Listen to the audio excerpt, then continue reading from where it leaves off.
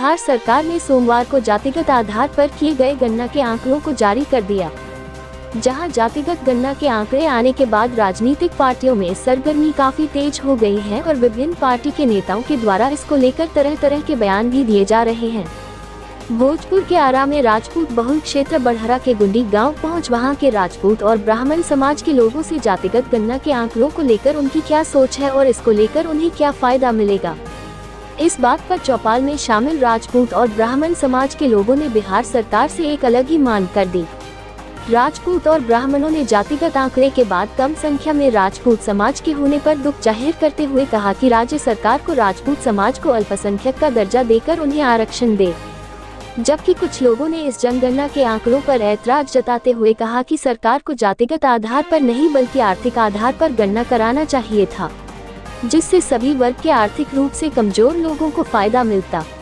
वहीं लोगों ने यहां तक कह डाला कि सरकार चारा घोटाला, अलकतरा घोटाला और सृजन घोटाला के तर्ज पर एक बार फिर जाति का घोटाला किया है और यह जातिगत आंकड़ों से समाज में नफरत भी फैल रहा है। यही है या नहीं है, इससे कोई मतलब नहीं है। मतलब है कि जनगणना ही गलत हुआ है। जनगणना कराने की कोई ज़रूरत नहीं था। जातीय जनगणना इस समाज में विद्वेष पैदा करने के लिए किया गया। हम लोग राजपूत समाज बचपन शुरू से जन्म जन्मांतर से जब वर्ण बंटवारा उसी समय से राजपूत का काम संरक्षण था। आज भी उस समय से आज तक हम लोग संरक्षण देते चले आ रहे हैं। हर जाति समुदाय को संरक्षण देते हैं। जब भी कोई किसी को ज़रूरत, जिस पैसे की ज़रूरत हो, लड़ाई वगैरह किया तो उसमें हमको खोजता है, हम लोग जाते हैं और उसको शांति कराते हैं। उसके लिए जो ज़रूरत होती है उसके लिए अनुसार अनुरूप हम लोग व्यवस्था देते हैं। तो आज तो समाज में विभेद पैदा हो गया, जाति जनगणना हो गई। तब तो भाई इसीलिए सत्ताधारी लोग जो सत्ता चलाने ही किए जनगणना कि समाज में विद्वेष पैदा हो जाए। तो समाज में विद्वेष तो पैदा हो गया, विभेद बहुत बड़ा विस्फोट हो गया और विस्फोट होगा काहे कि अपने क्षणिक अपना फ़ायदा लेने के लिए पॉलिटिकल लोग अपने फ़ायदा लेने के लिए किए हैं।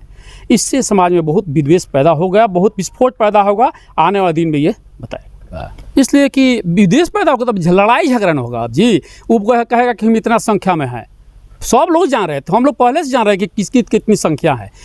राजनीति पॉलिटिकल लोग ये समाज में ये धरातल पर ला कर पेश कर दिया कि ये है, तो उसके अनुरूप अब हम लोग भाई संरक्षण दे रहे थे, लेकिन अब अल्पसंख्यक में हम लोग आ गए। अब हम लोग को इसका आरक्षण मिलना चाहिए। काहे कि एक राजपूत और दूसरे स्वर्ण को भी आरक्षण मिलना चाहिए। राजपूत को साथ स्वर्ण को आरक्षण मिले, इसलिए कि हम लोग सबसे कम है। ये हो ही गया, जब जनगणना हो ही गया, धरातल पर सब आ गया, उसी के अनुरूप में भाई अल्पसंख्यकों को 20% जितना आरक्षण मिलता था।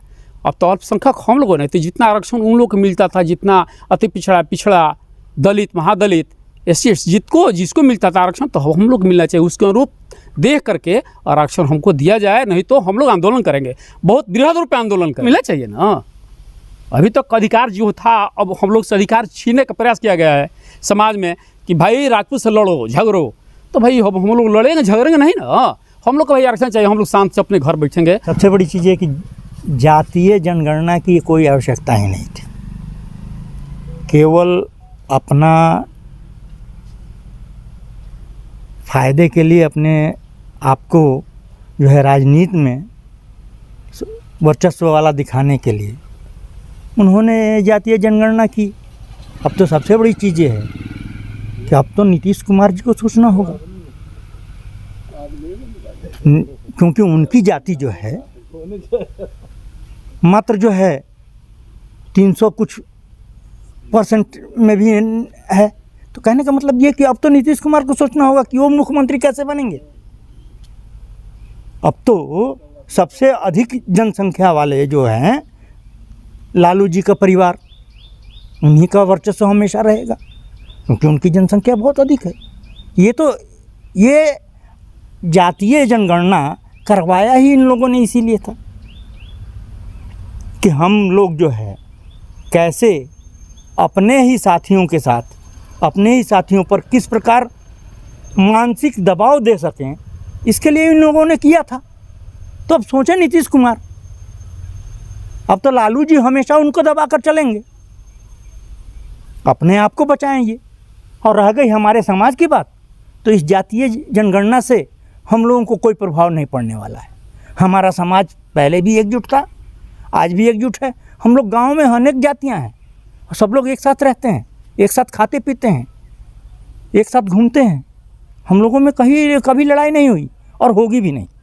ये केवल हिंदू को ही बांट ही रहे हैं, क्योंकि 81% हिंदू हैं। उनको जो है जिससे उनका अपना लाभ लेना है, उसको तो है वो लोग जो है किनारे करके रखे हुए हैं। जो अनेक धर्म हैं हमारे यहाँ, जो है सिख धर्म है, बौद्ध धर्म है, जैन धर्म है, मुस्लिम धर्म है, तो उन लोगों की तो चर्चा ये लोग कर ही नहीं रहे हैं, क्योंकि उन लोगों में भी तो अनेक जातियाँ हैं। हर संप्रदाय में, हर में अनेक जातियाँ हैं।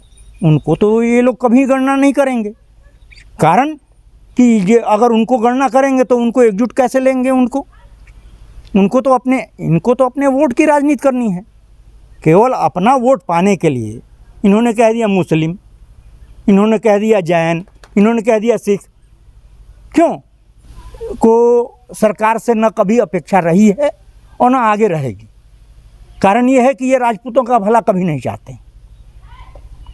इन लोगों को हमेशा से ही ये लोग चाहते हैं कि राजपूत वर्ग को जो है शोषण किया जाए, उन पर जो है राज किया जाए। कारण कि ये लोग जो है सतयुग द्वापर त्रेता में ये लोग राज किए हैं, इसलिए अब जो है हमको उनके ऊपर राज करना है, तो कोई ना कोई बहाना चाहिए, कोई ना कोई तरीका चाहिए। तो तरीका ढूंढने का ये एक अच्छा तरीका है। आरक्षण की भी मांग कर रहे हैं लोग। देखिए, आरक्षण जहाँ तक सवाल है, तो आरक्षण हर जाति, हर धर्म, हर जगह जो हमारा समाज जो है पहले ही अपने आप जो है आर्थिक रूप से 4 भागों में विभाजित है। पुराने वस्त्रों में जो गरीब समाज था उसको उन्होंने फ़ोटो फ्रेम में दिखाया और कहा कि भारत बहुत गरीब देश है। लोगों से गए मदद मांगने के लिए और मदद लिया तो खाया कौन? ये राजनेता लोग। इनमें से जितने राजनेता हैं, केवल इसमें से आप 33% जो कि आज लोग कह रहा है कि महिला को आरक्षण, अरे 33% चोर हैं, और ऐसे चोर हैं, डकैत है, डकैत। उनका जो है अगर 40 साल 50 साल पहले का अगर पारिवारिक बैकग्राउंड देखा जाएगा तो देखा जाएगा कि वो बहुत ही गरीब शोषित वर्ग से आने वाले नेता हैं, और नेता बनने के 5 साल और 10 साल के बाद जो है आप करोड़पति, खरबपति और क्या क्या बन जाते हैं। क्यों? कैसे बनते हैं? आखिर कैसा ये अकूत धन आपके पास आता कहाँ से है? तो आप लूटते हैं तो किसको लूटते हैं? समाज को लूटते हैं। उन लोगों को लूटते हैं जो कि लूट होने के बाद भी कुछ नहीं कह पाते, जो कि पिछड़ा वर्ग है, मध्यम वर्ग है, क्योंकि वो तो जवाब नहीं दे सकता, उसके पास उतनी क्षमता नहीं है कि वो जाए उच्च वर्ग को लूट कर दिखाए ना, वो तो उसको जवाब देगा। आंकड़े जो पेश किए गए गलत पेश किए गए हैं। ये जनगणना से हम खुश नहीं हैं, आप पूरी हमारी कौम खुश नहीं है। ये जनगणना नहीं है, जनगणना घोटाला है। इसलिए कि सुप्रीम कोर्ट ने इस जनगणना को रद्द किया था, उसके बाद 4 दिन में जनगणना हुआ है। सबको छुपा करके रखा गया है अपने को ऊंचा दिखाने के लिए, इसलिए कि गद्दी हमको चाहिए, हम गद्दी पर रहें। सभी जाति को अलग अलग कर करके, हम लोगों खास करके राजपूत समाज करके अलग करके रखा गया है। ये जनगणना घोटाला है। ये जितना भी घोटाला हुआ है वो अपना काहे नहीं जनगणना कराते हैं? वो लोग अपना जनगणना कराएं कि कब कब घोटाला किए। आज से 30 साल पहले की उनकी स्थिति देखा जाए, नेताजी लोग जैसे लालू जी हुए, नीतीश जी हुए, इन लोगों को 30 साल पहले की औकात देखा जाए, आज की औकात देखा जाए, ये हमको लगता है कि बिहार में का भारत में इन लोगों का स्थान है। घोटाले करने में भारत में स्थान है। ये लोग घोटालेबाज हैं। सुशासन बाबू हैं नहीं नो। नीतीश बाबू तो बस केवल बोलते हैं, करते नहीं हैं, करके दिखाते नहीं हैं। नीतीश बाबू केवल बोलते हैं, करते नहीं हैं, पेपर में केवल दिखावा के लिए करते हैं। आइए ज़मीन पर देखिए, जैसे मान लीजिए कि बालू घोटाला हुआ, सृजन घोटाला हुआ, तो जब आप घोटालाबाज को पकड़ते हैं तो क्यों नहीं सजा दिलाते, क्यों नहीं फांसी दिलवाते हैं? सजा दिलवाइए, खाली आप बोलने से नहीं हो जाएगा। ये जनगणना करने से क्या फ़ायदा है? आज के इतिहास उठा के देखिए कि हमारे पूर्वजों ने कितना बलिदान दिया है। उस समय क्यों नहीं जनगणना कराया गया था कि कौन जीते कौन ज़्यादा है? पहले वो लोग मुए तो मरने के लिए हमारे पूर्वज, हमारे दादा, हमारे भाई, हमारे बहन, हमारे माता, हमारे पिता विधवा हों और चकलस काटें। ये हम लोगों को गद्दी से अलग किया जा रहा है।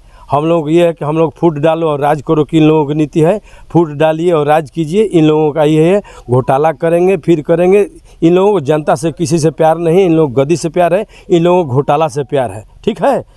और रही विकास की बात, तो विकास नहीं हो रहा है। विकास देख लीजिए कहाँ हो रहा है। हम गृहस्थ हैं, हम कष्टकार हैं, हमारे लिए कोई व्यवस्था नहीं है। कुछ समाज से हम लोग अल्पसंख्यक हो गए हैं। हमारी जनगणना में जो है हम अल्पसंख्यक हो गए हैं। हमको जो आरक्षण पहले मिला था उन लोगों को, जो लोग अल्पसंख्यक लेते थे, चाहे जो भी होते थे, वो फ़ायदा हमको मिलना चाहिए। हम राजपूत समाज से ये करेंगे कि हाँ, हमको आरक्षण मिलना चाहिए। अगर आरक्षण हमको ये बिहार सरकार नहीं देती है तो हम सड़क से ले करके और पार्लियामेंट तक जन आंदोलन छेड़ेंगे। हम सभी स्वर्ण अपना करेंगे, ठीक ना? राजपूत समाज के लोग करेंगे। जो यहाँ से ले करके, सड़क से ले करके पार्लियामेंट तक हम आंदोलन छेड़ेंगे और सभी स्वर्ण मिल के करेंगे कि हम लोगों को अल्पसंख्यक में रखा गया है। हम यही कहेंगे कि हम लोगों को आरक्षण दिया जाए। हम लोग आरक्षण के हैं क्योंकि सरकार ने बोला है कि जो जितना में उसको उतना फैसिलिटी मिलना चाहिए, तो हमको वही फैसिलिटी चाहिए, ठीक ना? आप घोटाला कीजिए, कुछ भी कीजिए, हमको उससे मतलब नहीं है, लेकिन हमको आरक्षण दीजिए। हाँ, आप बहुसंख्यक हो गए, हमको आरक्षण दीजिए। हम बहु समाज जो है हम लोगों का, स्वर्ण समाज को हमको आरक्षण दीजिए। हम आरक्षण लेकर रहेंगे, हम अपना जी खा लेंगे, लेकिन हमको आरक्षण दीजिए। जो आप आरक्षण दिए हैं वो हमको दीजिए। संतुष्ट तो है नहीं। अगर जनगणना माना जाएगा तो हम लोगों को आरक्षण चाहिए और इन लोगों को आरक्षण से वंचित किया जाए, इसलिए कि इन लोगों का जब ऊपर संख्या बढ़ गई तभी लोग कहाँ से रहेंगे आरक्षण में? अल्पसंख्यकों को आरक्षण चाहिए ना। इन लोगों को जितना मिलता था वो हम लोगों को मिले फ़ायदा, जो भी फ़ायदा है हम लोगों को मिलना चाहिए। इन लोगों को इनसे वंचित किया जाए। तो संख्या बल के आधार पे आप आरक्षण की मांग कर रहे हैं? नहीं, आर्थिक मिले तो आर्थिक तो सब जायज़ है, आर्थिक रहता, और नहीं तो यही लागू होगा तो इसमें हम लोग का आरक्षण जरूर चाहिए। ये कि जो जातीय जनगणना हुई, इस सामाजिक समरसता को तोड़ने का काम किया गया, जो हमारे हित में नहीं है, न सामाजिक हित में है, न राष्ट्र के हित में है। और ये केवल स्वार्थ से लिप्सित जो ये राजनीतिक चरित्र वाले राजनेताओं हैं, इनका एक बना बनाया षड्यंत्र है। क्योंकि ये हमेशा अपने लाभ के लिए ये लोग कुछ भी करने को तैयार हैं, किसी भी निजता के स्तर को जाने के लिए तैयार है। जैसे कि ये एक मैं 2 लाइन की कविता कहूँगा कि एक है कि आप भी कविता कहिएगा। एक कविता तो मनोज झा ने कहा तो मैं कहूँगा नेताओं पे, मुझे और किसी से नहीं कहना, कि नेतागिरी में आए बहुते गरीब थे हम, लूटा जब देश कसके चमका मेरा सितारा। पहले थी एक साइकिल, करता उसे सवारी, अब नौकर से पूछता हूँ कहाँ है मर्सिडीज हमारी। तो आज उनका कुछ ही दशकों में इतना परिवर्तन हुआ। क्या कभी उन्होंने ध्यान दिया कि जो किसान वर्ग के हैं, मजदूर वर्ग के हैं, उन लोगों के मतलब दशा दयनीय अवस्था में क्या परिवर्तन हुआ? आज मैं एक छोटा सा उदाहरण अपनी पंचायत, जो आज पंचायत मुझसे अलग होकर पश्चिमी गुंडी पंचायत के नाम से जाना जाता है, वहाँ पे 100 घर भूइयाँ जनजाति मुसर जाती है। आज तक कोई भी राजनेता हो, चाहे वो नीतीश जी की सरकार रही हो, चाहे लालू जी की सरकार रही हो, क्या उनकी दशा में परिवर्तन हुआ? क्या उनको सार्थक कदम उठाकर शिक्षा से जोड़ा गया? क्या उनको सामाजिक मुख्यधारा से जोड़ा गया? नहीं। ये केवल अपने स्वार्थ में अपना बेटा बन जाए, बहू बन जाए, दामाद बन जाए, इस तरह की परिपाटी और इस तरह की मानसिकता की ये 2 तक है लोग। और मैं कहना चाहूँगा ये भी कि जो सामाजिक समरसता, जो ये ठाकुर स्वाति वाली बात होती है, तो सामाजिक समरसता जो राजपूत, ब्राह्मण और खासकर ब्राह्मणों का बहुत बड़ा योगदान रहा। आप एक विवाह के उपलक्ष्य में देखें कि वो किस जाति को नहीं पूछता है। ठाकुर जी वो जो हजाम जाति से हो में वो डगरी जो आती है ढोलक बजाने का काम करती है, लावा भुंजाने का काम कानू भाई के यहाँ होता है। तो जो हमारे देश में था कि अनेकता में एकता, वो आज इस सामाजिक समरसता को तोड़ने का इन्होंने काम किया। क्योंकि प्रत्येक जाति में धनी भी हैं और अमीर भी हैं, कोई जाति ऐसी नहीं कि जिसमें गरीबी ना हो और अमीरी ना हो। तो इनको तो आर्थिक दृष्टिकोण पे करना चाहिए था कि जो हमारे वंचित परिवार हैं, गरीब तबके के लोग हैं, चाहे वो जिस जाति के हों, जाति यहाँ पे कोई बात नहीं थी, जाति है लेकिन जाति शुरू से रही है, अंत तक रहेगी, लेकिन उसमें एक सामाजिक समरसता होनी चाहिए थी कि जो आर्थिक दृष्टिकोण से कमज़ोर है उनका उत्थान कैसे हो, इस पर इनको ध्यान देना चाहिए था। रास्ता तो उन्होंने दिखलाया। आरक्षण क्यों दिया गया था? कि आर्थिक स्थिति सुधार हो। आर्थिक स्थिति जब सुधार हो, विधान ने इन्होंने कौन सी ऐसी सुविधा मुहैया कराई जिससे हमारा विकास हो, उत्थान हो।